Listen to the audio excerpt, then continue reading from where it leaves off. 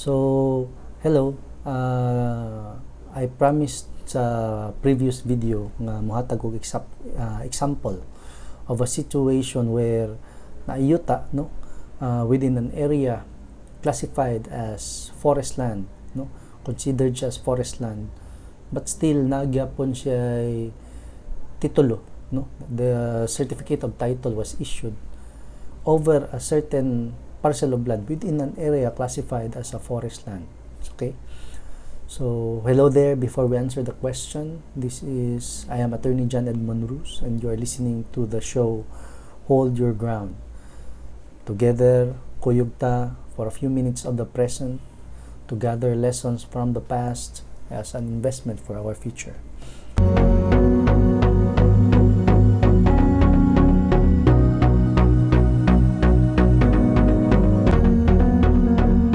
So here is the example. In a case, the naayuta parcel of land, back then, around the 1950s, gi-applyan ni titulo. The title was issued, na cadastral decree around the 1950s because at that time, around the 1950s, the parcel of land was classified as alienable and disposable. 30 years later, the DNR, through the office of the regional executive director,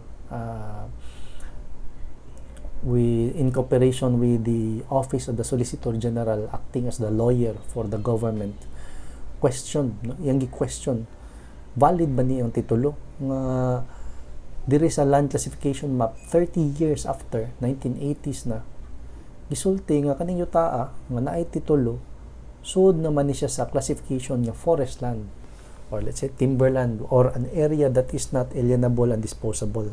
So dili ni siya angay matituluhan. So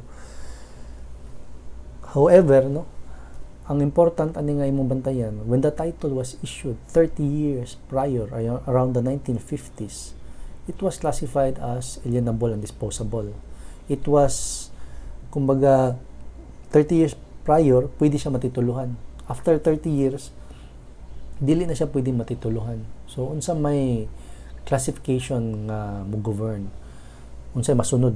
Ang 30 years prior, katong karaan niya classification, or ang new classification, or the reclassification.